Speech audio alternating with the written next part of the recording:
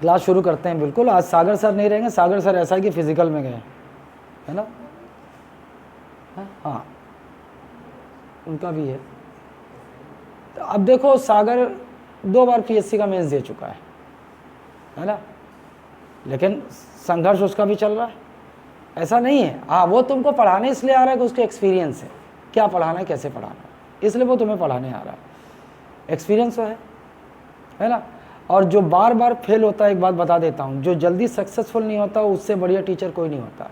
जो तुरंत सक्सेस हो जाता है ना, वही नहीं। ये जो आपको बहुत सारे इंटरव्यू दिखाई देते हैं ना, है ना, तुम उनसे सिर्फ ये ले सकते हो कि वो सफल हुआ है तो मैं भी हो सकता हूँ, बस।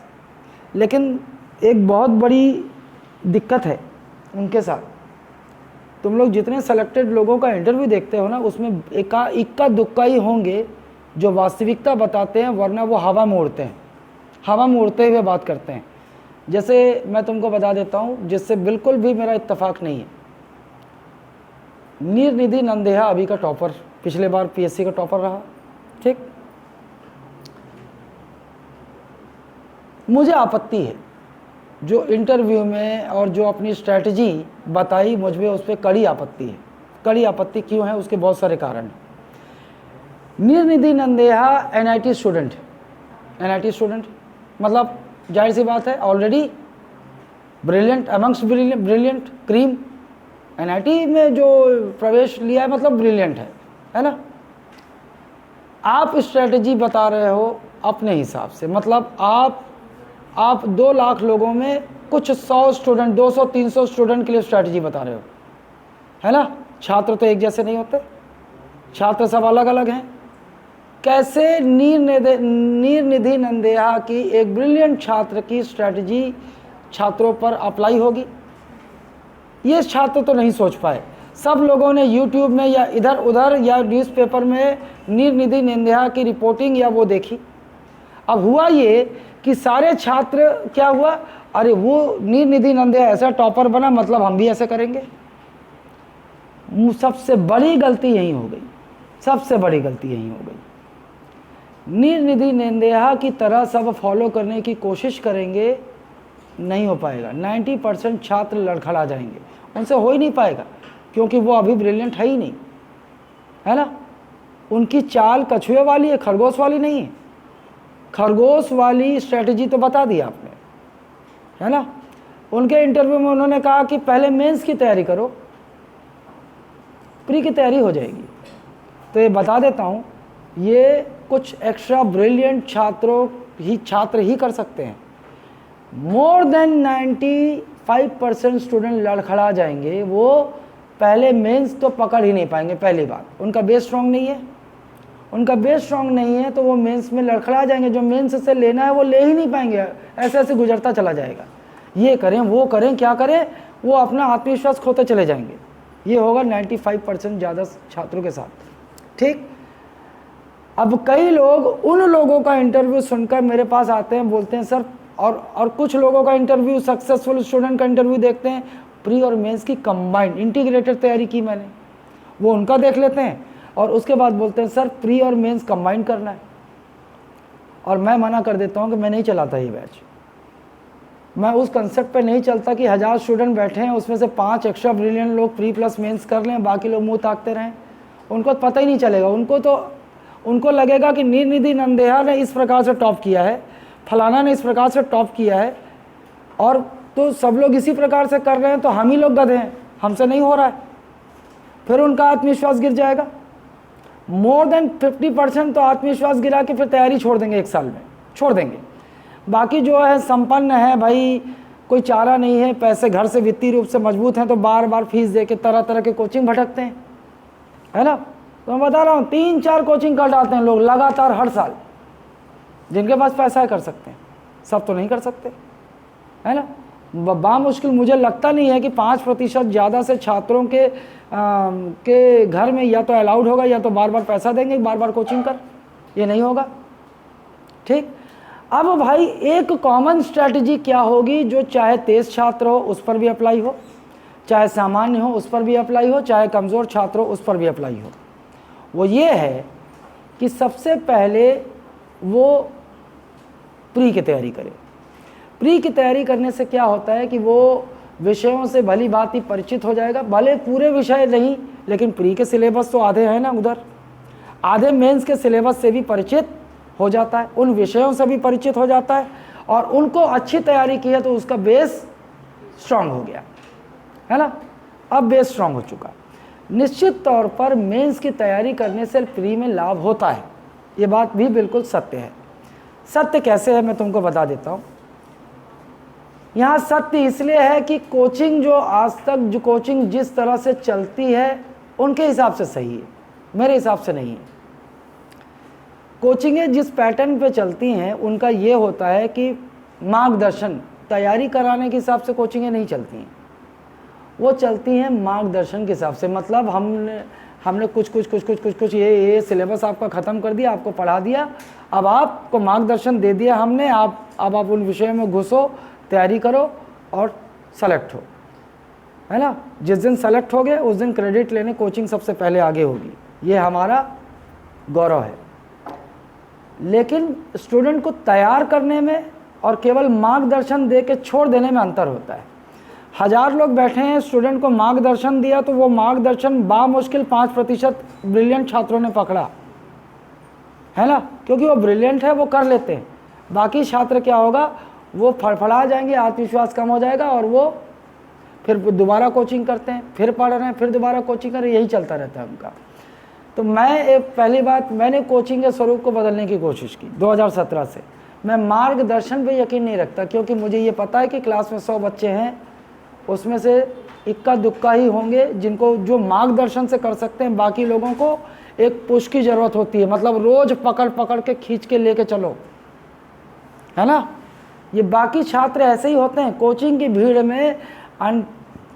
भीड़ में बता रहा हूँ 95% से ज़्यादा छात्र ऐसे होते हैं जिन्हें रोज़ पुश करने की ज़रूरत होती है। भाई करो करो करो, मोटिवेट करने की ज़रूरत होती है, करो करो करो, और हर एक लाइन में हर एक चीज़ पर उन्हें बारीकी से बताने की ज़रूरत होती है। क्योंकि क्या होता है, वो फिर हतोत्साहित हो जाते हैं। अगर पढ़ने बैठे और परेशानी हो रही तो क्या होता है, पढ़ने से मन हटता है। तो मैं क्या कोशिश करता हूँ, मैं उन ब्रिलियंट छात्रों की जिम्मेदारी नहीं लेना चाहता।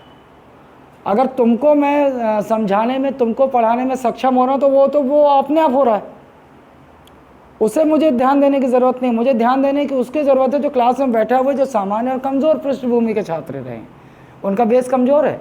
तो मैं अपना अप्रोच इस प्रकार से रखता हूँ कि उनको पकड़ के चलूँ। अगर वो सीख रहा है तो बाकी सब सीख ही रहे, है ना। बहुत आसान है चयन का प्रचार करना। 1000 किसी भी प्रकार से आप मार्केटिंग करो, चाहे भ्रम फैलाओ, आप 3000 4000 स्टूडेंट इकट्ठा कर लो। 3000 4000 स्टूडेंट में NIT के 50 स्टूडेंट पहुंच गए आपके पास, ब्रिलियंट पहुंच गए। उन 50 में 20 नहीं होंगे सेलेक्ट।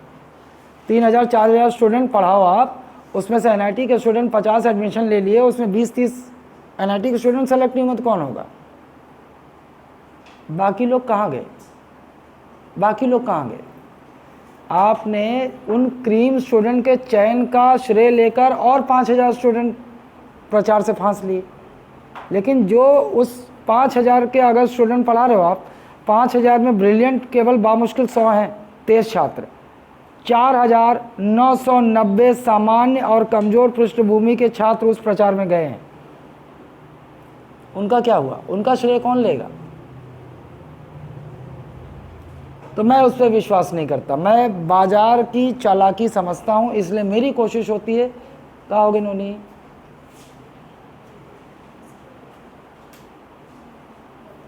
मैं आज भी ये क्लेम नहीं करता कि मैं सर्वश्रेष्ठ शिक्षक हूँ। मैं आज भी ये क्लेम नहीं करता कि मुझसे बेहतर कोई नहीं है। लेकिन मैं एक बात पे क्लेम करता हूँ कि मैं जड़ पे काम करना चाहता हूँ। मैं अपने हर एक स्टूडेंट पर काम करना चाहता हूँ, वो कमज़ोर हो चाहे जो हो। जो आया है मेरे पास, मेरा हमेशा हर बैच में ध्यान रहता है कौन आ रहा है, कौन एब्सेंट हो रहा है।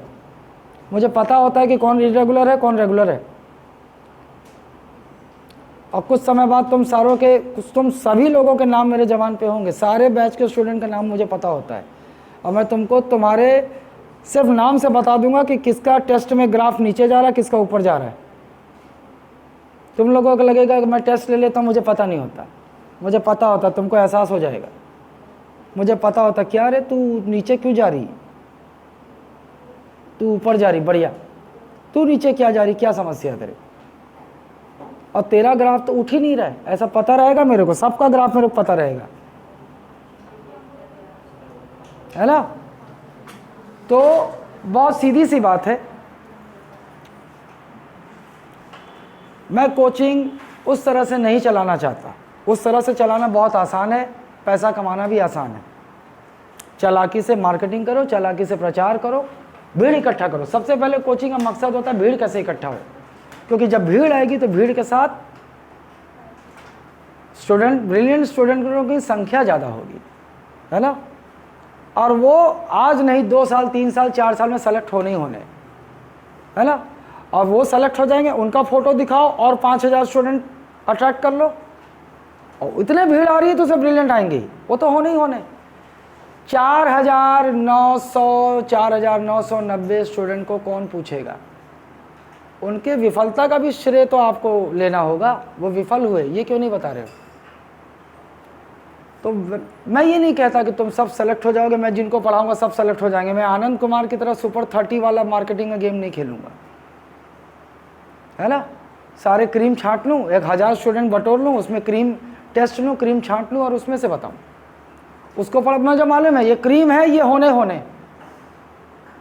वो चालाकी भी नहीं करूँगा। लेकिन और मैं ये भी बता दूँ कि मैं ये भी क्लेम नहीं कर सकता, ये तो सबसे बड़ा झूठ होगा कि जितने आप लोगों रैंडम स्टूडेंट हो, आप लोगों में सब सेलेक्ट हो जाओगे, सब पीएससी सेलेक्ट हो जाओगे, सब डिप्टी कलेक्टर बन जाओगे, ये भी सबसे बड़ा झूठ होगा। जो विफल हो जाएंगे, मेरा प्रयास सब पे रहेगा। हाँ, मुझे ब्लाइंडली फॉलो करोगे तो ज़रूर खींचोगे, 2 साल 3 साल खींच के आ जाओगे लाइन पे, जहाँ पहुँचना चाहते हो पहुँच जाओगे। कोई जल्दी पहुँचेगा, कोई उसके बाद पहुँचेगा, कोई उसके बाद पहुँचेगा। लेकिन अगर नहीं भी पहुँच पाए ना, तो इस काबिल तो हो जाओगे, इस काबिल तो हो जाओगे कि इस दुनिया में रह सको, स्मार्ट बन जाओगे, जी सकोगे, भीख मांगने की ज़रूरत नहीं है। कोई भी हो, कोई भी छात्र हो, इतने सक्षम जरूर हो जाओगे कि आप अपना रोटी कमा सको, है ना। तो अधिकतर छात्र कछुआ ही होते हैं, उनको खरगोश वाली स्ट्रैटेजी नहीं अपनानी है, उनको उनकी अपनी स्ट्रैटेजी होनी चाहिए।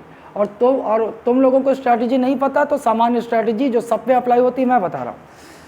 पीएससी जिनका उद्देश्य है उनको 2 साल देना होगा, एकदम फुर्सत से, इत्मीनान से 2 साल प्री करो, प्री के बाद मेंस की अच्छी तैयारी करो, और तब तक आप परिपक्व हो चुके हो। अब विश्वास के साथ एग्ज़ाम में पीएससी का टारगेट लेके बैठ जाओ कि भैया हाँ, पहली बार में प्री क्रैक करना है। प्री क्रैक हो जाएगा तो मेंस की तैयारी पहले से है, बढ़िया से रिवाइज करके स्ट्रैटेजी के साथ मेंस में बैठना है।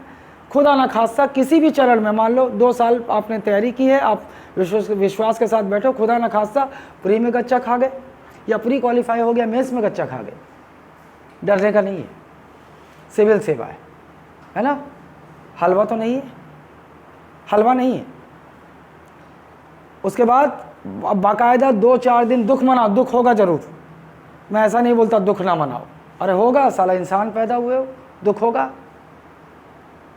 लेकिन ऐसा दुख नहीं होना चाहिए जाके बोतल खोल के 2-3 दिन दुख मना रहे हो, ऐसा नहीं, दुख होगा, मंथन करो, 2 दिन दुख मनाओ कि मेहनत की थी, सफल नहीं हो पाई, दुख जरूर होगा, दुख मनाओ। और 2 दिन बाद किताब कॉपी मत छुओ, दुख ही मनाओ। दुख मनाओ मतलब अच्छा खाओ और बैठ के दुख मनाओ, थोड़ा घूम घाम के आओ, फिर बैठ के दुख मनाओ, पिक्चर देख के आओ, फिर दुख मनाओ। दुख मनाने का भी तरीका होता है, इस तरह मनाओ दुख। 2 दिन बाद सारे पेपर लेके बैठो और मूल्यांकन करो कि कहाँ से पिछड़ गए, कहाँ से गलती हुई, किस सेक्शन से गलती हुई। इतिहास के प्रश्न आए, इतिहास में गलती होगी, इतिहास में यहाँ इस सेक्शन से प्रश्न नहीं बने, या इस पेपर में कंसेप्चुअल क्वेश्चन आए थे वो मुझसे नहीं बने, या फिर तैयारी अच्छी थी, एग्ज़ाम हॉल में बैठे तो दबाव में हड़बड़ी में कुछ गलतियां कर बैठे, ये गलती हुई, और पूरी गलतियां जितनी उस पेपर में हो सकती हैं पूरा एकदम चिन्हित करो। अगर विषयों की गलती, जहाँ किस विषय में पीछे रह गए वो पॉइंट आउट कर लो, उस विषय में कौन सा भाग कमज़ोर रहेगा वो पॉइंट आउट कर लो, है ना। फिर हड़बड़ी हुई, एग्ज़ाम हॉल का प्रेशर संभाल नहीं पाए, उसमें क्या हुआ, हड़बड़ी में गलती हुई। या फिर पढ़े थे, हर क्वेश्चन पढ़ा हुआ था, आराम अच्छा था, लेकिन 2 विकल्पों में कन्फ्यूजन हो गया, वो भी लिख लो, 2 विकल्पों में कन्फ्यूजन हो गया, इसलिए बहुत सारे क्वेश्चन गलत हुए जो पढ़े हुए थे और आते थे, लेकिन एग्ज़ाम हॉल में हो गया। सारी बारीकियों से लिखोगे इस पेपर में फेल क्यों हुए। अगर ये काम नहीं कर रहे हो एग्ज़ाम के बाद, मतलब तुम सीरियस स्टूडेंट अब भी नहीं हो, तुम अभी काबिल नहीं हुए हो, तुम चयन पाने के लायक नहीं थे, है ना।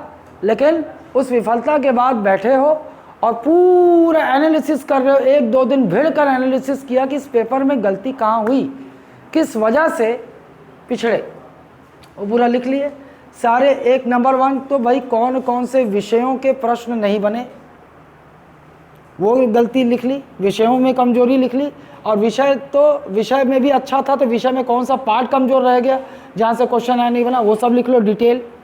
उसके बाद रणनीति पे आ जाओ, रणनीति कमियां कहाँ कहाँ हुई, 2 विकल्पों में कन्फ्यूजन हुआ, ये भी लिख लो, एक ये फेल हो गया। अब इस रणनीति का उपाय क्या है, इसका ये क्यों हुआ, मतलब तुमने पढ़ा था लेकिन 2 विकल्पों, हर विषय में 2 विकल्प निकाल दिए, 2 विकल्पों में कंफ्यूज हो गए, लगा ये हल्का हल्का याद आ रहा है, ये भी हो सकता है, ये भी हो सकता है।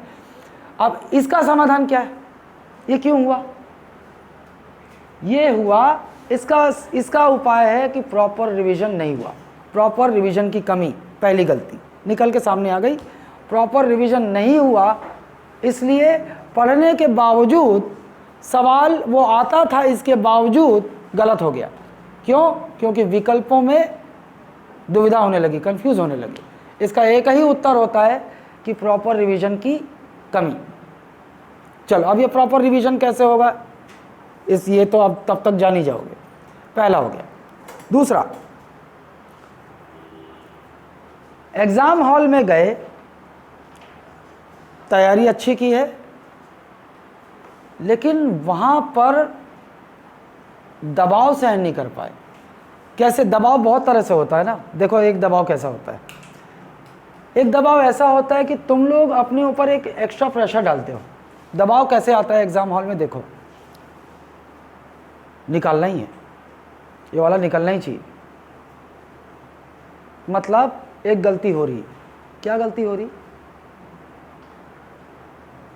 वो कछुआ क्या किया, परिणाम की चिंता नहीं किया, और तुम लोग अपने अनावश्यक दबाव अपने ऊपर डाल लियो, नहीं ये निकलना ही चाहिए, ये अनावश्यक दबाव हो गया, अनावश्यक दबाव हो गया। उस दबाव के साथ परीक्षा हॉल में बैठे, परीक्षा हॉल में जब बैठे तो आपको ये भी पता है कि 100 क्वेश्चन आने हैं जीएस में, या व्यापम में 150 क्वेश्चन आने। ये स्ट्रैटेजी सब जगह काम होती है ना, जो मैं बोल रहा हूँ कॉमन है ये, चाहे व्यापम हो पीएससी हो। 100 क्वेश्चन में आप इस सत्य को बिल्कुल पचा लो, इस सत्य को पचा लो, कोई सर्वज्ञ नहीं हो सकता, ना मैं सर्वज्ञ हो सकता हूँ ना आप हो सकते हो, कोई सर्वज्ञ नहीं। मतलब आपने बहुत कठिन परिश्रम किया, साल भर ईमानदारी से प्रयास किया, प्रॉपर समय पे रिवाइज किया, सब कुछ किया, है ना, अपने दिल पर पत्थर भी रखा, कई बर्थडे नहीं गए, कई सालगिरह नहीं गए, कई शादियां नहीं गए, कि इस साल आपका मोटो है एग्ज़ाम, है ना, मतलब आप ईमानदार हो चुके हो। आप अगर त्याग करना सीख गए ना ये माया मोह को, मतलब आप वो सेलेक्टेड स्टूडेंट्स कुछ होते हैं उनकी श्रेणी में पहुंच रहे हो, उनकी क्लब में पहुंच रहे हो। कितनी भी तैयारी कर लो, 15 से 20% प्रश्न सामान्य पेपर ना, व्यापम की बात कर, आप पहले व्यापम की बात कर लेता हूं, ये होंगे, ये किस श्रेणी के प्रश्न होंगे,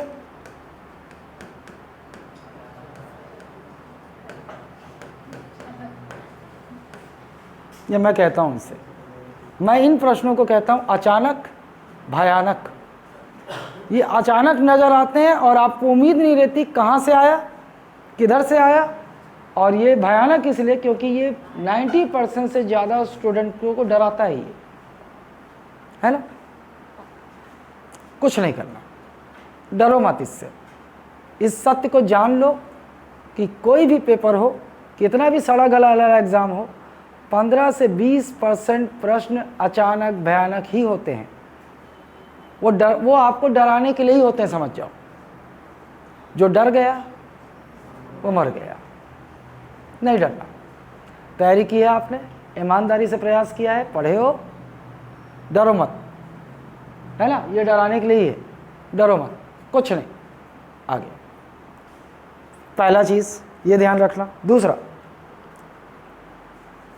अब कई स्टूडेंट देखो कैसे डरते हैं, जो मतलब कॉन्फिडेंस भी अच्छा है लेकिन वो भी डर जाते हैं।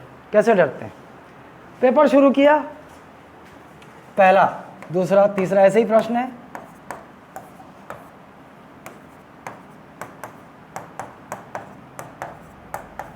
शुरू किया, पता चला कि वो जो अचानक भयानक 15 से 20% है वो आपके पेपर के शुरुआत में ही है। अब मैं एक्सप्रेशन बताता हूँ ना स्टूडेंट का कैसे हाल होता है। पहला क्वेश्चन सर बताए हैं, डरने का नहीं। अरे ये तो पढ़े ही नहीं हो, काट, क्योंकि आपको काटना है। जो बिल्कुल पढ़े नहीं हो आप काट देना वहीं पर ना, क्योंकि आपको ये तो पता चल जाएगा आपने पढ़ा ही नहीं है इसे। कट ना, कोई बात नहीं, कट। दूसरा, अरे यहू नहीं पढ़े हो, कट। तीसरा, तीसरे में गए, तीसरा, अरे यहू नहीं पढ़े हो, कट। यहाँ से धीरे से थराना शुरू होता है। चौथा, ये दही यहू नहीं पढ़े हो। पांचवा है ये दादा यहू नहीं पढ़े हो। छठा, मोर का होगी रे, हे भगवान का हो गए, अरे फेल हो गया, फेल हो गया, फेल हो गया। यहीं से रटना शुरू कर दिया मनी में, फेल हो गए, गोबर हो गए, पेपर मोर, यहीं से ख़त्म, यहीं से ख़त्म। अब आपको पता नहीं है कि अचानक भयानक इत्तेफाक से उस पेपर के सारे अचानक भयानक क्वेश्चन आपके इत्तेफाक से आपके शुरू में मिल गए, और अब 15 नंबर से आपका जो आपने पढ़ा है वहाँ से, मतलब जो आपको सरल लगने वाले हैं, क्योंकि आपने अगर पढ़ा है तो सरल है प्रश्न, नहीं पढ़ा है तो कठिन है। अब यहाँ से बढ़ना था, लेकिन यहीं से जो फड़फड़ाना शुरू किए, पूरा अब इतना हड़बड़ा गए कि अब जो पढ़े हुए हो वो भी गया, वो भी गया। इतना नर्वस हो चुके हो कि अब ये पढ़ा हुआ जो आसानी से बनता ये भी याद नहीं आ रहा है, इसके भी 2 विकल्प याद आ रहे हैं। पूरा पेपर पोक दिए, है ना।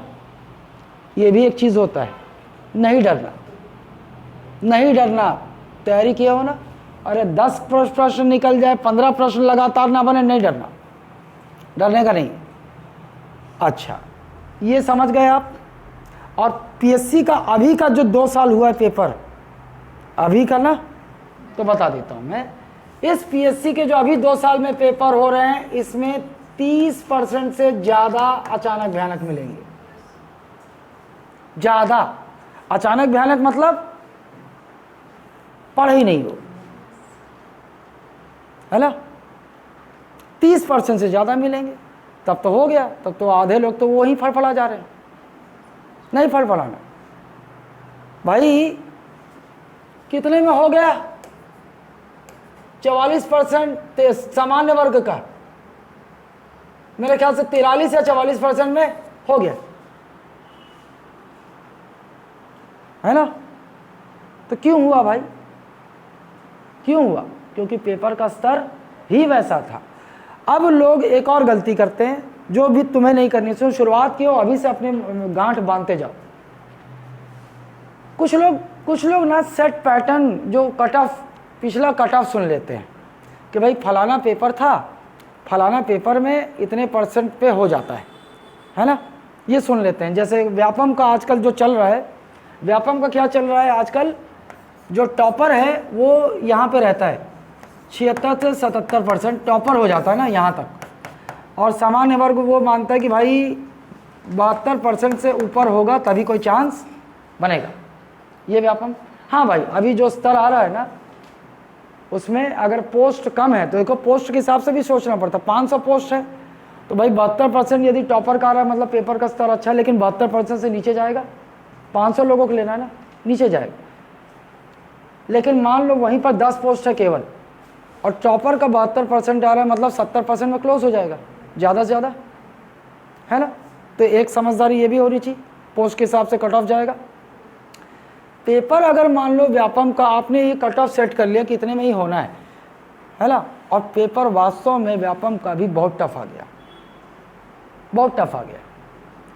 अब तुम लोगों ने क्या किया कि व्यापम का बहुत टफ आ गया पेपर, तुमने पहला राउंड लगाया तो अरे साले तो 50% भी नहीं आ रहा है, हड़बड़ा गए। तुमने क्या किया, अब सारा अक्कड़ बक्कड़ बम्बे बो करके पूरा क्वेश्चन कराए, चांस नहीं मिलना। हालांकि व्यापम की स्ट्रेटजी अलग होती है, व्यापम में 1/4 कटता है ना। मैं एक बाद में धीरे धीरे समझोगे तुम लोग, व्यापम तो मैं बोलूँगा छोड़ के भी मत आना, उसकी स्ट्रेटजी अलग है, बताऊँगा। क्वेश्चन छोड़ के नहीं आने का है व्यापम में, है ना। लेकिन पीएससी में ये नहीं करना है, पीएससी में अक्कड़ बक्कड़ बम्बे बोझ नहीं चलता है ना। ये चलाने की कोशिश किए मतलब गए। क्यों? यहाँ पर 1/3 नेगेटिव मार्किंग होता है ना। और यहाँ पे इस तरह उस तरह के प्रश्न ज़्यादा होते हैं अभी 2 सालों से जो हो रहा है, कूट वाले प्रश्न। मतलब यदि आपको कहीं भी एक फैक्ट 4 अगर कूट वाले प्रश्न पूछ दिए और एक फैक्ट नहीं पता है तो आप गड़बड़ हो, ऑप्शन ऐसा रहेगा कि आपके चांसेस गड़बड़ी करने के ज़्यादा है ना। इसीलिए तो कट ऑफ नीचे जा रहा है, कट ऑफ नीचे जा रहा है। ओबीसी का तो मैं तुमको बता रहा हूँ, ओबीसी लड़कों का शायद 74-75 में हो गया, 74-75 है ना, 74-75 में हो गया। तो भाई पेपर का स्तर अच्छा था, मतलब उनसे क्यों नहीं बना भाई पीएससी के। अगर पीएससी मेंस के लिए सेलेक्ट हुए तो उनसे क्यों नहीं बन रहा है 60% 70%? क्योंकि पेपर का स्तर वैसा है, ये तुम्हें समझना होगा। कहाँ हो गए नोनी, बोर हो रही?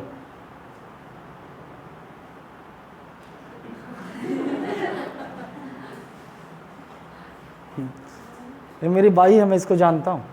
ये क्या अंदर बोल रही होगी, रोगा बर्फ झिला थे। चलो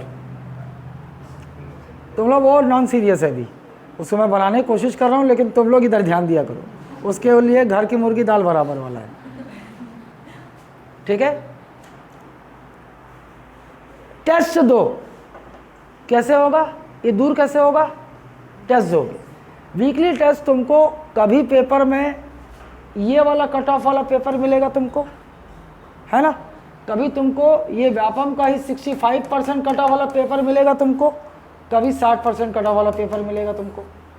टेस्ट देते देते तुम्हें स्वयं साल भर में अंदाज़ा हो जाएगा कि पेपर जब वहाँ एग्ज़ाम में बैठोगे ना, पेपर का स्टैंडर्ड हाई है, मॉडरेट है, इजी है, ये अंदाज़ा बैठाना है हमें। तो जो अंदाज़ा जिससे बैठ जाता है वो हड़बड़ाएगा नहीं, है ना। वो समझ गया पेपर, पहले एक नज़र मारता है ना पेपर खोल के, समझ जाएगा पेपर का स्तर हाई है, हड़बड़ाएगा नहीं, बोलेगा भैया एकदम हड़बड़ाने का नहीं है, पेपर का स्तर बहुत अच्छा है, बड़े आराम से जितना बनता सॉल्व करना है ना, बिल्कुल नहीं हड़बड़ाना। अच्छा, अब ये तरह तरह का मिलेगा तो टेस्ट देते देते ही अंदाज़ा होगा तुमको, है ना। और मैं हर टेस्ट का फिर कट ऑफ उस हिसाब से सेट करता हूँ। पेपर अगर तुम्हारा इजी दिया तुमको दूंगा मैं ऐसा, और मैं तुमको उस दिन बोल दूंगा इसका कट ऑफ भैया 75%। मतलब यदि तुमने तैयारी की है और तुमको इस तरह के पेपर में सिलेक्शन पाना है तो तुमको 75% प्राप्त करना चाहिए।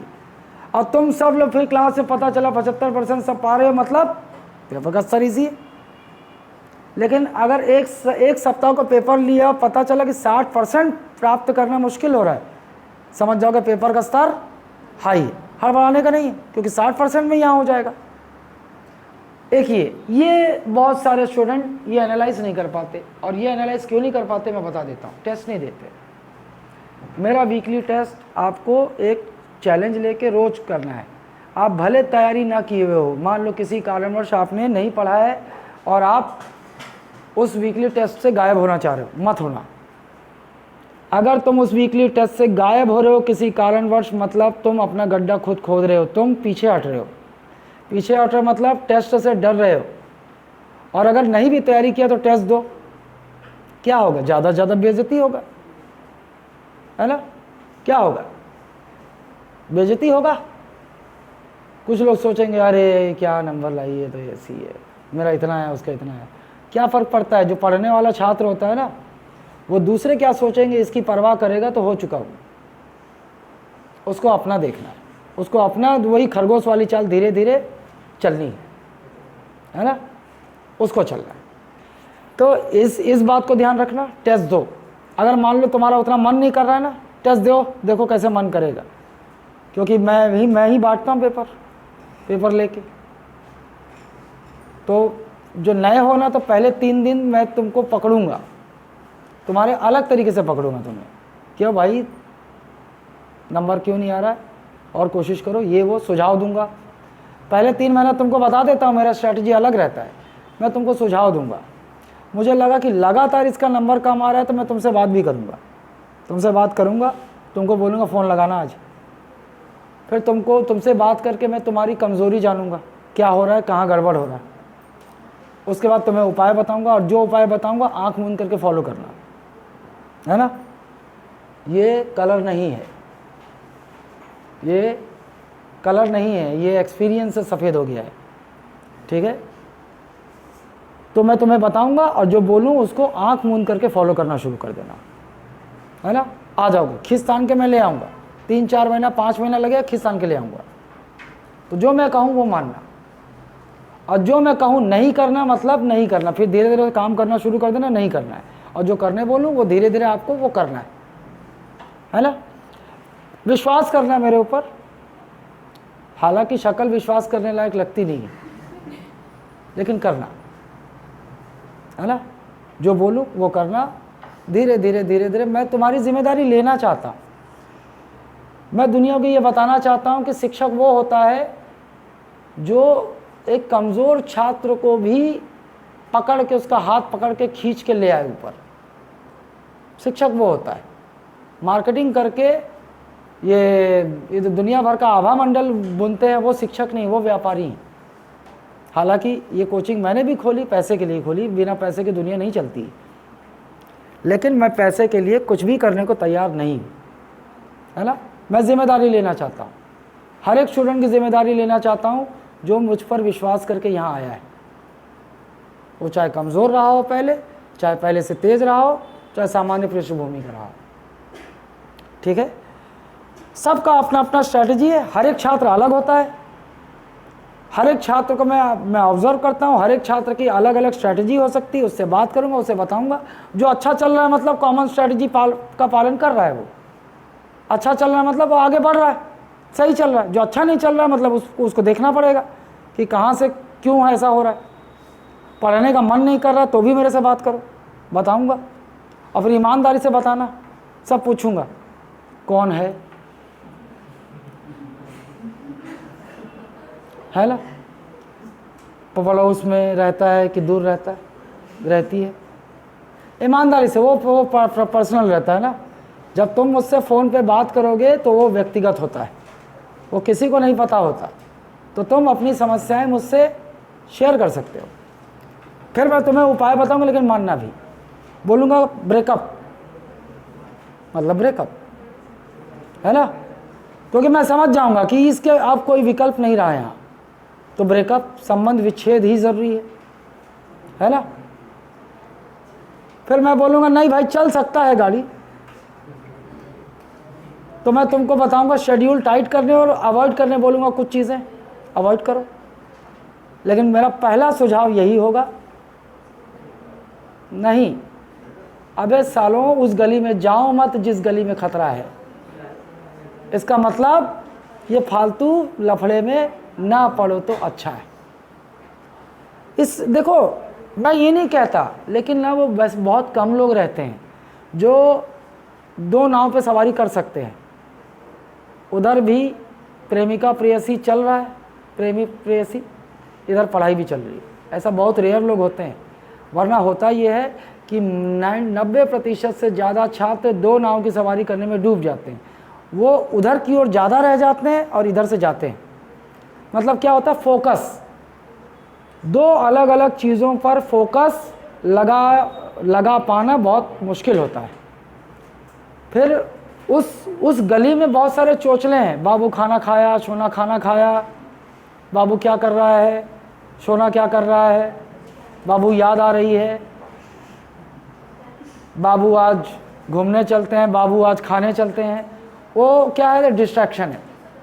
वो डिस्ट्रैक्शन तुमको तुम्हारे पढ़ाई के फोकस से रोकेगा। तो इससे सबसे बढ़िया क्या है, छोड़ उधर, बाद में अवॉइड करो, उसको नहीं करना। इससे क्या होगा, तुम्हारा फोकस, तुम्हारा उद्देश्य क्लियर रहेगा। तुम्हारे दिन भर तुम्हारा दिमाग केवल किस पे चलेगा, पढ़ाई पे चलेगा। और दिन भर पढ़ाई पे चलेगा मतलब तुम अच्छे स्टूडेंट बनने वाले हो। सीरियस रहोगे, फोकस रहोगे, पढ़ाई करोगे, टेस्ट पे परफॉर्म करोगे, है ना। और ये नहीं करोगे तो अपने माता पिता की नज़रों में भी बचे रहोगे, क्योंकि अगर माता पिता से छुप के कुछ कर रहे हो, एक दिन आएगा पकड़ाओगे, सालों लात खाओगे। लड़के हो सकता है बच जाएं, क्योंकि हमारा समाज लड़कों को माफ़ कर देता है ना, बच जाओ, लड़का है चलता है, हमारा समाज ऐसा ही है। लेकिन लड़की है तो नहीं चलेगी, है ना। फिर तो तुरंत या तो लात खाओगे, है ना। अगर लात नहीं खाए तो तुम समझ जाओ तुम्हारे पीछे एक कार्यक्रम शुरू हो चुका है। हाँ, वो हो जाएगा, फिर तुम्हारी मर्जी नहीं सुनी जाएगी। अरे झेलात नहीं है का, अच्छा व्यापम का ना, चलो उस, अबे भाग रहे हो सालो, बताओ, इतना डर लग गया कि सबको आ गई। अब देखो, छोटी छोटी चीज़ें हैं, ये बात अवॉइड करने वाली नहीं है, ये आपके भविष्य का फैसला करने वाली है ना। अब बहुत सारे जो व्यापम का एग्जाम बैठने वाले, मैं उस पर बात कर लेता हूँ। इधर आओ। व्यापम में होते हैं कितने क्वेश्चंस, 150। अब इस 150 क्वेश्चन में देखो, इसमें ना जो जितने व्यापम में बैठे हैं, तो मैंने जो आपको बताया कि 3 महीना, 4 महीना, 6 महीना व्यापम को कोई अलग बैच होता नहीं है। ये सिर्फ चूतिया बनाने के तरीके हैं, जो आज तक चल रहा था मेरे आने से पहले। मेरे आने के बाद तो बहुत कुछ बदल गया, है ना। अब सबका PSC प्री प्लस व्यापम हो गया, ठीक। ये PSC प्री प्लस व्यापम शुरू करने वाला व्यक्ति मैं ही हूँ। मैं ही शुरू किया हूँ छत्तीसगढ़ में 2017 से। अब जहाँ देखोगे PSC प्री प्लस व्यापम शुरू हो गया, है ना। मैं फेमस नहीं हूँ, लेकिन मैंने मजबूर कर दिया है कि PSC प्री प्लस व्यापम अपनाने को वो भी तैयार है। क्यों? इस 150 क्वेश्चन के लिए तुमको चुनौती देने वाले कौन होंगे? ये PSC के सीरियस स्टूडेंट। सब तो नहीं होंगे ना, तैयारी तो बहुत लोग कर रहे हैं, सीरियस भी बहुत लोग हैं। वो सीरियस स्टूडेंट मतलब मान लो 2 लाख लोग हर साल तैयारी कर रहे हैं, नए जुड़ रहे हैं, या 1 लाख नए जुड़ रहे हैं, तो 5 साल में कितने हो गए? 5 लाख हो गए। 1 लाख नए जुड़ रहे हैं मतलब 5 लाख ना।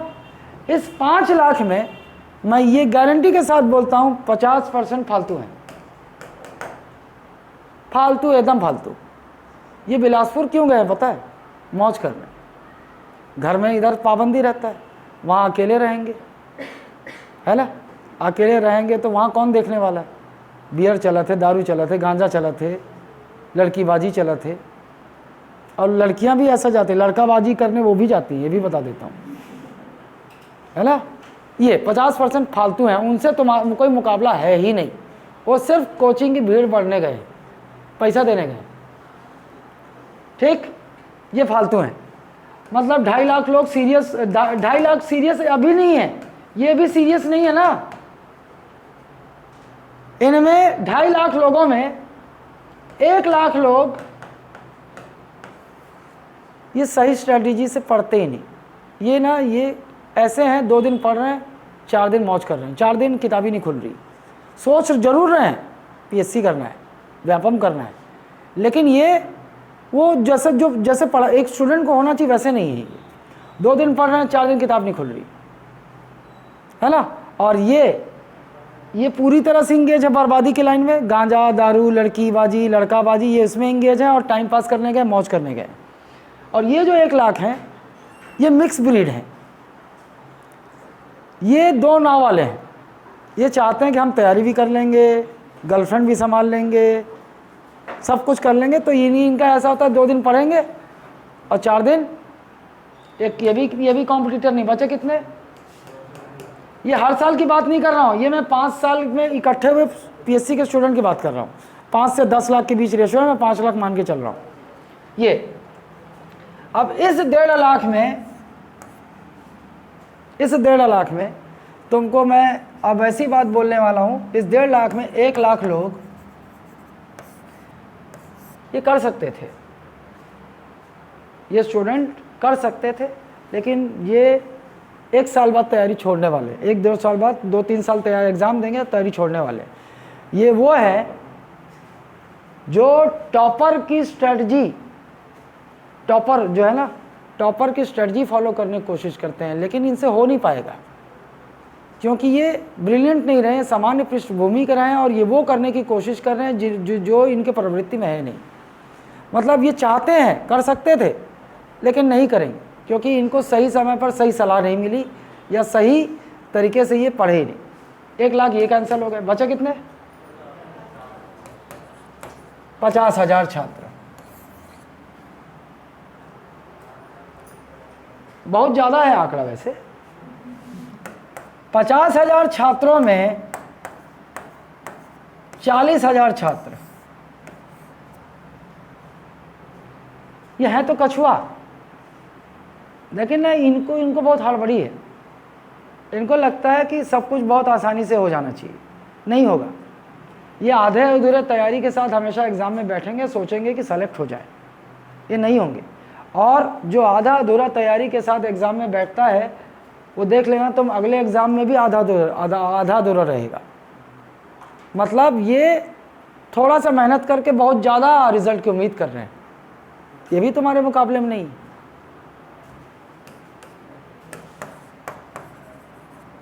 बचे 10,000। इन 10,000 लोगों में 5,000 ऐसे छात्र होंगे जो अच्छे स्टूडेंट भी हैं, शायद मेहनत भी कर रहे हैं, कुछ ना कुछ कर सकते हैं, लेकिन वो जो वातावरण है, पर्यावरण है ना, वो समय काल उन्हें करने नहीं देगा।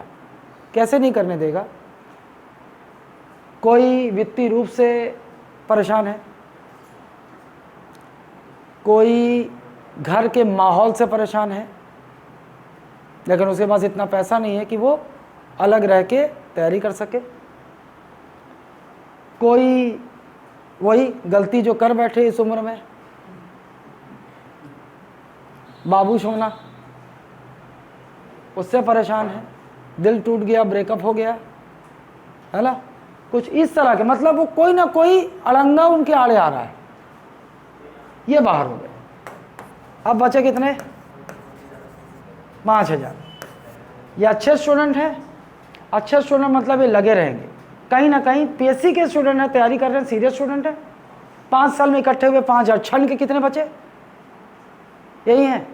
ये लगे रहेंगे और इनमें से थोड़े थोड़े किसी न किसी पीएससी कहीं कहीं निकलते रहेंगे ना, कहीं ना कहीं निकलते रहेंगे। 5 साल में मान लो 1,500 पीएससी की वैकेंसी आई, इन्हीं 5,000 में 1,500 पे स्थान उनका पड़ेगा। लेकिन ये जो 3,500 बचे ना,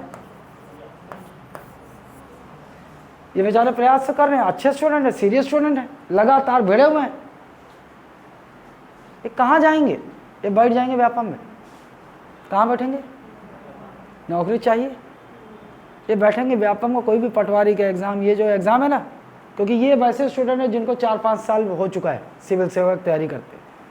अब ये थोड़ा सा धीरज खो रहे हैं, मतलब ये अब पहले जोश में शुरू किए तो पीएससी ही चाहिए, लेकिन अब पहले कोई नौकरी मिल जाए। तो ये व्यापम के सारे वैकेंसी में बैठेंगे। मतलब आप लोग, मतलब छात्रों की चुनौती व्यापम में कौन दे रहे हैं? ये स्टूडेंट दे रहे हैं, ये पीएससी के सीरियस छात्र दे रहे हैं। अरे एक छात्र जो सोच रहा है कि व्यापम का मैं पटवारी का एग्ज़ाम भर रहा हूँ, 4 महीना में तैयारी करके पटवारी बन जाऊँगा, पहली बात तो वो गलत फहमी में है। एक अच्छा स्टूडेंट पटवारी का एग्ज़ाम को भी हल्का नहीं लेना, प्रतियोगिता वो भी है। पटवारी का एग्ज़ाम भी देखोगे ना, तो मैं बता रहा हूँ एक अच्छे स्टूडेंट को भी 1 से 1.5 साल की रेगुलर तैयारी लगती है पटवारी भी बनने में। हाँ, अब मैं ये जो बात कर रहा हूँ, ये बात कर रहा हूँ सामान्य वर्ग को लेके बात कर रहा हूँ, है ना। सामान्य वर्ग मतलब 1.5 साल आपको लगेंगे व्यापम की किसी परीक्षा में पोस्ट पाने के लिए, अगर आप ईमानदारी से 1.5 साल लगातार बिना गलती के भिड़े हुए हो, जरूर पहुंचोगे, है ना। लेकिन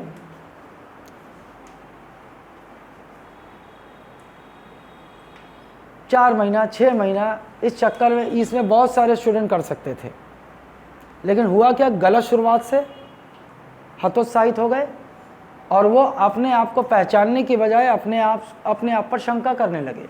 वो तैयारी से इस तरह से 4 महीना 5 महीने का जो बैच चलता है ना, इससे वो बाहर हो गए, वो दोबारा हिम्मत नहीं जुटा पाते। तो ये मैं नहीं चाहता, इसीलिए मैं इस तरह की बैच नहीं चलाता। और मैं बता रहा हूँ भविष्य में 2 महीने 3 महीने की अगर कोई बैच चलेगी, उसमें नीचे नोट लिखा रहता है, नए छात्र जो तैयारी शुरू करने वाले हैं वो इसे बिल्कुल भी उनके लिए नहीं है। इससे आप 90% चांस है कि आप ख़त्म हो जाओगे, आप अपना आत्मविश्वास खो बैठोगे, हतोत्साहित हो जाओगे और आप फिर तैयारी छोड़ ही दोगे। 1 साल 2 साल फड़फड़ाओगे, उसके बाद बोलो अरे मेरे बस का नहीं। ठीक, ये हो जाएगा तुम्हारे साथ। तुम्हें इनको चुनौती देना है। और अगर व्यापम का जो क्या है, पैटर्न क्या है, देखो पैटर्न बताता हूँ इसका पैटर्न। इसमें आप ये मान के चलो कि 45 नंबर क्या होता है, मैथ्स प्लस रीजनिंग। कोई एग्जाम होता है जिसमें कम होता है, वरना ये मान लो आप मैथ्स प्लस रीजनिंग, 30 इसमें रीजनिंग 15 मैथ्स, 30 रीजनिंग 15 मैथ्स, ये होता है। बचा कितना, 105। 105 में 10 से 20 क्या होता है आपका, इंग्लिश, है ना। चलो मैं 20 मान लेता हूँ, बचा कितना, 85 बच गया। 85 में 10 से 15 क्या, सीजी, ये व्यापम का। बचा कितना, 70। 70 में 70 आपका क्या है, जीएस, है ना। ये है रेशो। अब जिनका देखो भाई, व्यापम में तो 1 टीयर में सिलेक्शन होना है, एक ही चरण में होना है ना, यहाँ तो 2nd tier 3rd test phase है नहीं, एक ही चरण पर होना है। अब व्यापम में चुनौती जो जिसके लिए आने वाली है वो है नॉन मैथ्स बैकग्राउंड, या फिर मैथ्स वाले भी हैं लेकिन मैथ्स नाम का है। बता रहा हूँ तुमको, कॉलेज में तुम लोग जो ग्रेजुएशन में मैथ्स की हो ना, उसका नाता यहाँ नहीं है।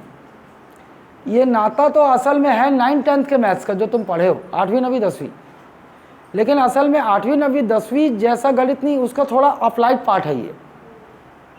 मतलब यहाँ पर आपको, अब जिनका मैथ्स में दिमाग अच्छा दौड़ता है, इंजीनियर है या मैथ्स में शुरू से अच्छे हैं, उनके लिए तो अच्छा है, उनका दिमाग यहाँ भी तेज़ दौड़ जाएगा।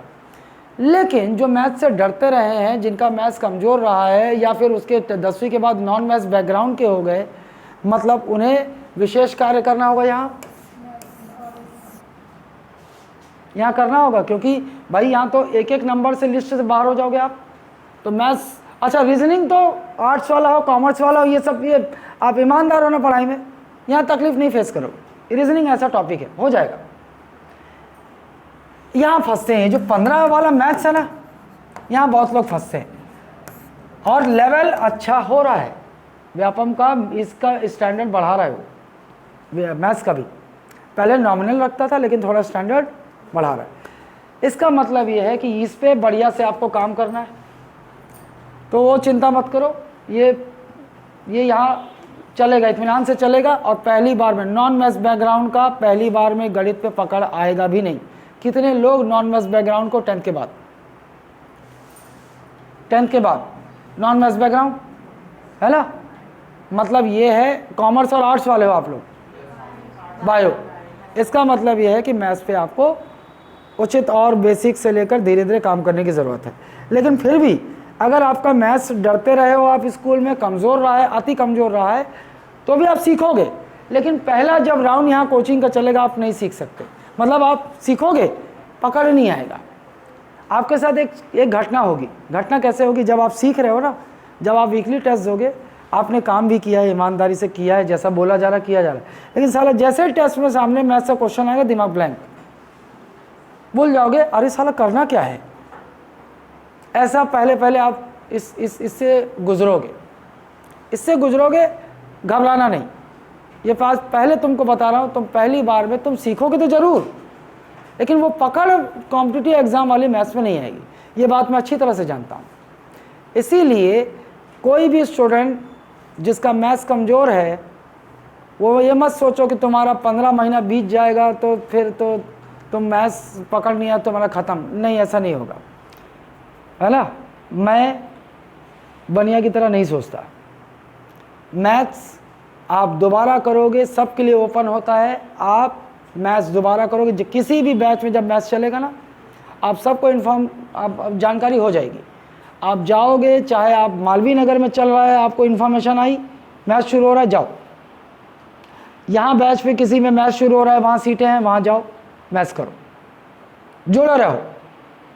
और ऐसे स्टूडेंट जिनका मैथ्स कमज़ोर है, मैं बता देता हूँ, आपका जब मैथ्स शुरू होगा, मैथ्स यहाँ पे ख़त्म हो गया, लेकिन आपका रोज़ आपके रूटीन में, क्योंकि इन्हें पकड़ लानी, रोज़ रूटीन में इन्हें 1 घंटा गणित लगाना ही होगा, लगातार, छोड़ो मत। मैथ्स सीख गए हो, मैथ्स यहाँ ख़त्म हो गया, दूसरे विषय चलें, लेकिन 1 घंटा आप फिर से शुरुआत से घर में शुरू करो, फिर ख़त्म हो गया, फिर से शुरुआत से शुरू करो, लगातार 3 बार कर लो, देखो कैसे नहीं आता। फिर आपका दिमाग स्थिर हो जाएगा, मैं गणित को लेकर परिपक्व हो जाओगे, आपको लगने लगेगा हाँ भाई गणित अब ठीक है, कंफर्टेबल हूँ, अब गणित का डर नहीं रहा, आपका दिमाग अपने आप काम करना लगेगा। मैथ्स, हाँ, दिमाग दौड़ने लगेगा, ऐसा सवाल आएगा तो ऐसा करना है, ऐसा करना है, ये सब होने लगेगा। मैथ्स एक एकलौता ऐसा विषय है जो आपको, जिनका कमज़ोर है, वो लगातार अभ्यास मांगेगा, लगातार करो 3-4 बार, देखो कैसे नहीं होता मजबूत। और मैथ्स ऐसा विषय भी है कि जिसका मैथ्स अच्छा है, अगर वो 6-8 महीना मैथ्स ना लगा रहा हो, छोड़ दे, एग्ज़ाम से पहले मैथ्स बिल्कुल ना देखे, उससे बनेगा नहीं, और भले इंजीनियर क्यों ना हो, है ना? 10-15 सवाल में ऐसा होगा कि 6-7 सवाल उससे भी नहीं बनेगा, हालांकि मैथ्स बहुत अच्छा है उसका, तब भी नहीं बनेगा। एक ये इस विषय की चुनौती समझ गए। इधर आओ, रीजनिंग परेशान नहीं करने वाला। यहाँ देखो, पीएससी में हम रणनीति बना सकते हैं मैथ्स के लिए। हाँ भाई, अगर इतना नहीं होगा तो भी चलेगा, क्योंकि वहाँ सीसेट क्वालिफाइंग है, वहाँ सीसेट क्वालिफाइंग है। केवल रीजनिंग, हिंदी और छत्तीसगढ़ी बोली से हम क्वालिफाई कर सकते हैं, वहाँ की रणनीति अलग है। लेकिन यहाँ व्यापम यदि दे रहे हो तो ये 15 नंबर के मैथ्स में 10 आपका बनना चाहिए, तब आप रहोगे, किसी भी परिस्थिति में रहोगे सिलेक्शन के लायक। तो उस स्थिति में लाना है इसको। अच्छा, इधर आओ, दूसरी चुनौती। व्यापम में बैठने वाले 90% से ज़्यादा छात्र हिंदी माध्यम के होते हैं। हिंदी माध्यम के आप लोगों में से कितने लोग हिंदी माध्यम के हो? हिंदी माध्यम सभी। 3 लोग हैं अभी यहाँ बैठे जो अंग्रेजी माध्यम के रहे हो आप लोग, है ना? कॉम्पिटिटिव इंग्लिश आती है, ग्रामर, जिसको ग्रामर पोर्शन कहते हैं हम, है ना? आती है पक्का?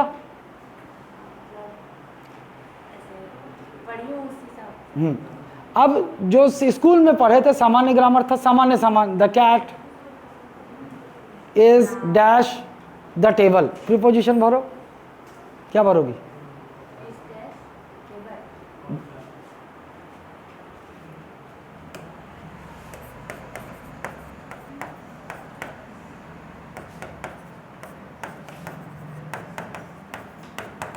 कोई क्या, कितने लोग बोल रहे हो ऑन? कितने लोग बोल रहे हो ऑन होगा? अरे नहीं, ईमानदारी से बताओ, मैं चेक करना चाहता हूँ। पढ़ाऊंगा तो मैं वैसे ही जैसे कुछ नहीं आता हो तुमको। ऑन 1 2 3 4 5 6, बाकी लोग इससे सहमत नहीं ऑन से, है ना? अच्छा, कितने लोग बोल रहे हो एट? एक। कितने लोग बोल रहे हो इन? एक। कितने लोग बोल रहे हो ऑन टू? अच्छा, एक और example, the cat jumped dash the wall. हाँ भैया, यहाँ पे विकल्प आपके सामने है, in, on, over, into, onto. चलो, कितने लोग बोल रहे हो इन के साथ हो यहाँ के लिए? नहीं। ऑन के साथ? दो। ओवर के साथ? एक, दो। ओवर के साथ दो लोग हो। इनटू के साथ? एक, दो। ऑन टू के साथ? पांच।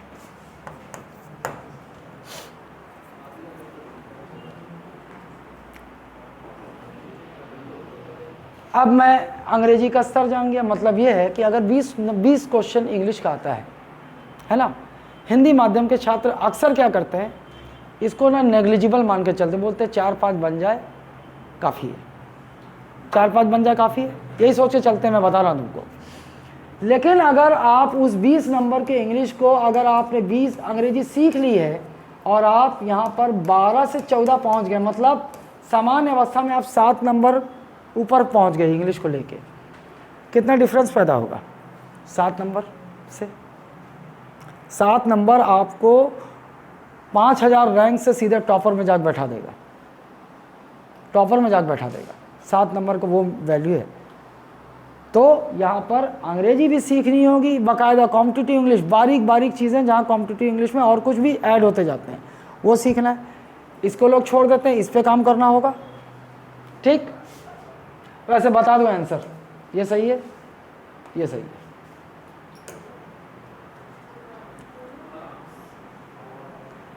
जम्प्ड, अब ये छोटी सी चीज़ है इसमें।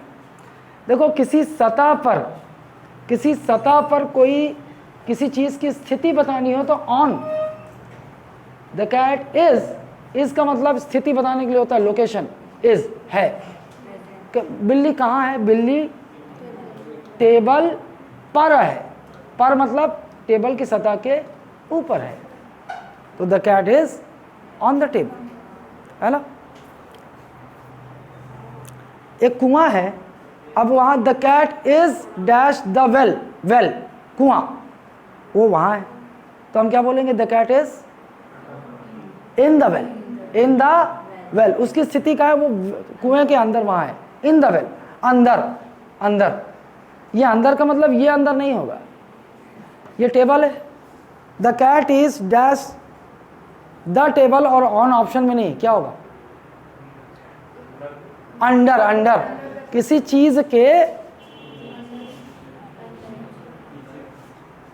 चीज के नीचे, है ना, छोटी छोटी बाकरी। अब देखो, अगर मान लो कोई चीज मोशन में है, द कैट जंप, जंप का मतलब वेग में है, वेग में है, जंप का मतलब वेग में है, ऑलरेडी वेग में है। जब वेग में हो, मोशन में हो, तब भाई इन और ऑन नहीं होगा, है ना। अब मान लो डैश के बाद वेल है, the cat jump dash well, कुआं, तो भाई जाहिर सी बात है कुएं के अंदर जा रही है तो इन तो होगा, लेकिन इन नहीं होगा। यहाँ स्थिति की बात नहीं, मोशन में है, जंप, तो इनटू लगा दो, the cat jump into the well. वेग में है तो इन तो होगा, लेकिन इनटू लग जाएगा, है ना। अब कोई चीज़ क्रॉस करके की, द कैट जंप, ये दीवार है, छोटी सी दीवार है, बिल्ली ने यहाँ से जंप मारा, और ये कहना चाह रहा है the cat jump dash the wall, boundary wall, मतलब इसको पार करके जंप, एक तो जंप किया, इसको पार कर रही है, over the wall, over the wall. अब अगर ऐसा बोलना हो कि the cat jumped, the cat jumped, line है ना, the cat jumped table dash table, तो क्या होगा? Onto. एक तो सतह पर ही आएगी ना, देख के बिल्ली आई इसके ऊपर आई तो ऑन, और वेग में है तो 2। ये छोटी छोटी बारीकी है, कुछ और नहीं है। इंग्लिश बहुत कठिन नहीं है, इंग्लिश बहुत इजी है। हम उससे डरते इसलिए हैं क्योंकि हमको स्कूल में डराया गया है, हिंदी माध्यम के बच्चों को स्कूल में डराया गया है। और सबसे बड़ा डराने वाला तो शिक्षक था जो आता था अंग्रेजी पढ़ाने, या आती थी ना।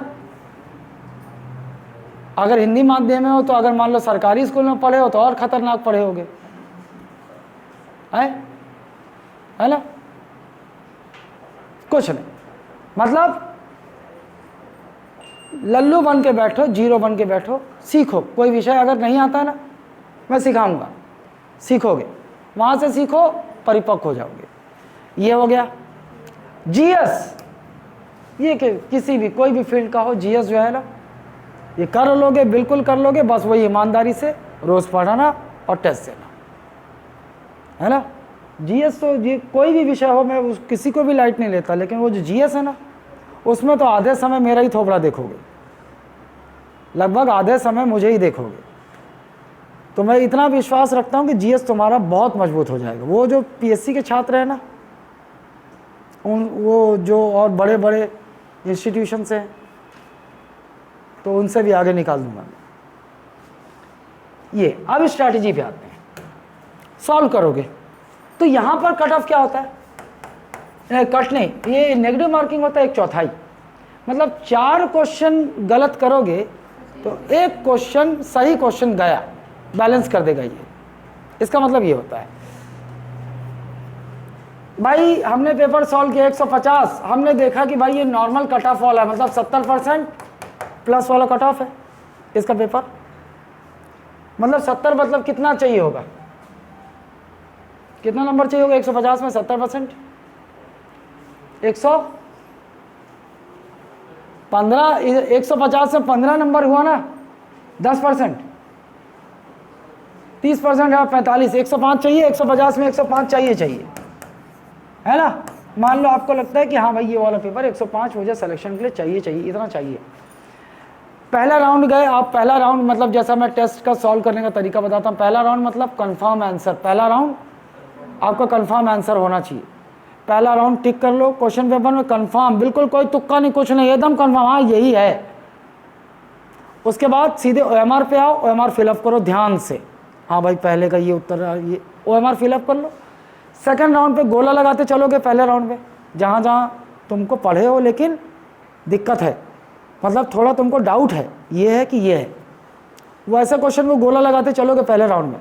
दूसरे राउंड पे आओगे, उस पर काम करोगे। अच्छा, दूसरे राउंड तक तुम्हें लगा कि तुम 115 क्वेश्चन कर चुके हो, 115 क्वेश्चन कर चुके, मतलब तुम बहुत अच्छी पोजीशन पे हो ना। लेकिन कुछ स्टूडेंट बोलेंगे कि दूसरे राउंड मतलब जहां पर मतलब पहला राउंड किया कंफर्म 30 था, है ना, दूसरा राउंड किया तो कंफर्म अब कितना +10 हुआ, याद आ गया, +10 मतलब कंफर्म मुझे लग रहा है 90, लेकिन साला कुछ शॉर्ट है भी, मतलब चूकेंगे, हो सकता है 10-15 नंबर से चूक सकते हैं। ये दोनों स्थिति में लग रहा है ऐसा। अब मैं बताता हूं,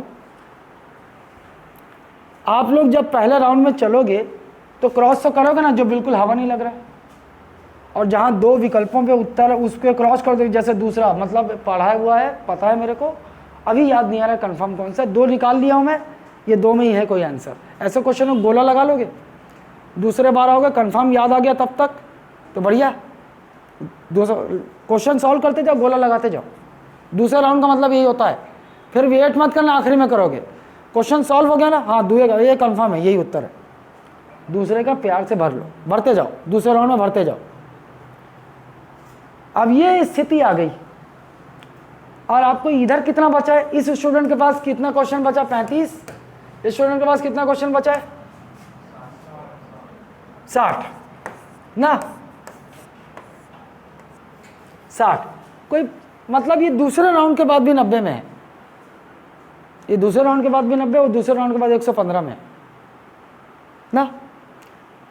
ये तो तय है इसका 4-5 गलत होना है अब भी, जो लग रहा है ना इसको कि कंफर्म है गलत होना है। तुम माना हो, मानव प्रवृत्ति है।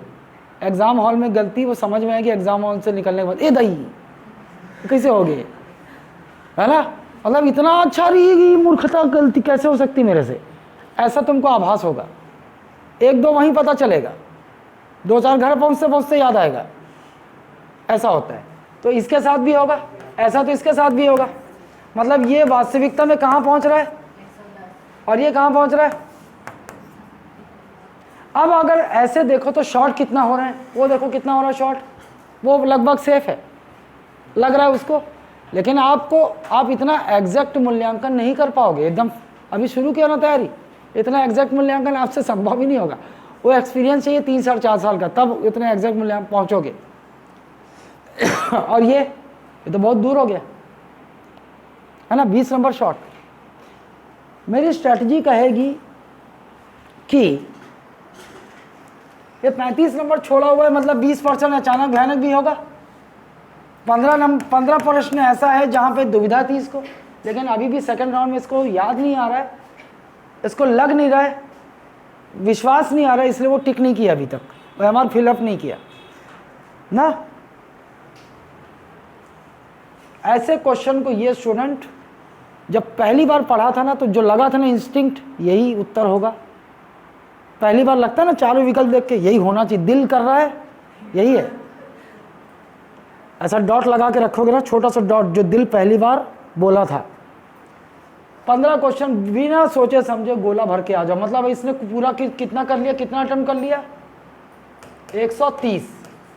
लेकिन ये तब की स्थिति में जब इसका सेकंड राउंड के बाद 115 आ रहा है। ठीक है, ये उसकी स्ट्रैटेजी हो गई। इधर आओ, ये 85 में, ये 60 क्वेश्चन छोड़ा है। 60 में इसके प्रश्नों की संख्या होगी, पता चला 30 जहां पर ये पढ़ा है, ये इसको पता है पढ़ा है कभी ना कभी, लेकिन 2 विकल्प निकाल भी लिया कि आंसर नहीं है, लेकिन 2 में फंसा हुआ है। लेकिन पहले राउंड में दिल जहां गवाही किया था ना, डॉट लगाया हो ना, पहले राउंड में डॉट लगा लोगे आप लोग। पहले तो इस क्वेश्चन में गोला लगाए कि अभी कंफर्म नहीं आ रहा है, लेकिन जो दिल बोला था कि सबसे पहला आंसर भी, जो दिल बोला था, छोटा सा डॉट लगाए हो बस क्वेश्चन पेपर में। और सेकंड राउंड में भी याद नहीं आया, अभी भी दिल कर रहा है ये, लेकिन दिमाग कह रहा है सी भी हो सकता है।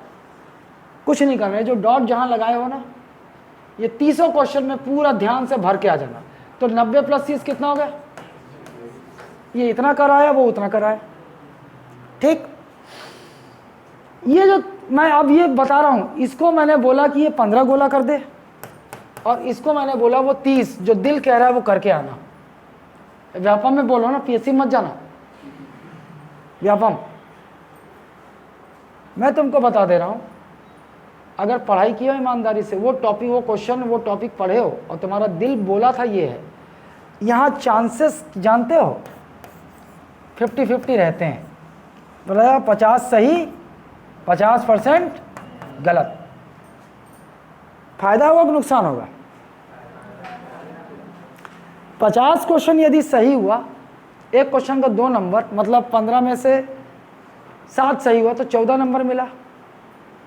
और आपका मान लो 8 गलत हो गया तो 2 नंबर का जाएगा ना, 4 नंबर जाएगा, 10 नंबर प्लस हो गया, प्लस 10, क्योंकि 500 निकाल दिया ना मैं 115 में से, वो गलत होना है। इसको लग रहा है सही है लेकिन गलत होना है।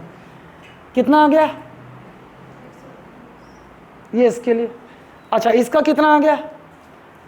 30 क्वेश्चन था ना, 15 सही 15 गलत, 15 दूनी 30 और 15 गलत, तो 4 क्वेश्चन का नंबर चला गया, समझो 8 चला गया, 8 नंबर चला गया। तो 30 में से 8 गया तो कितना फायदा हुआ? 22। एकड़ कतक हो गए? 100। ऐसे देखने पे तो दोनों मेरे को लिस्ट में नजर आ रहे हैं, है ना। ये हो गई स्ट्रेटेजी। अब जिसका दूसरे राउंड में भी 150 में 60 आ रहा है, तो भैया एक काम कर, पूरा लगा के है ना, छोड़ मत तू छोड़ मत साले को, 150 की बजाय 200 क्वेश्चन बना के, है ना? आए हाँ, वो व्यर्थ की उम्मीद में, एक छात्र व्यर्थ की उम्मीद नहीं रहता। और इस साला अक्कर भाई 60 क्वेश्चन बस बने थे, 90 क्वेश्चन मार देता साले, 90 में 50 सही हो जाता। होना नहीं है, होना नहीं है, लेकिन वो ये सोच के मारे लगा के आ जाना, क्या कौन से इंक जा रहा है ना। ये व्यापम की स्ट्रेटजी हो गई। कैसे नोनी? ऐसा ऐसा चेहरा बनाती है। चलो टेक अ ब्रेक, अब इसके बाद क्लास में ले लेता हूँ, है ना? ब्रेक ले लो, क्लास खत्म करो। अरे यार ये ज़्यादा हो गया क्या? मेरे को हमेशा ज़्यादा लगता है ये चीज़ें, थोड़ा सीरियस हो जा रहे, कब होगी?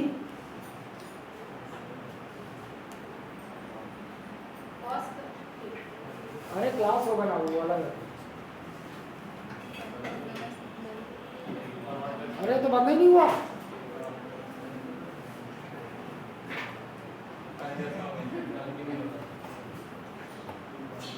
ठीक है भाई।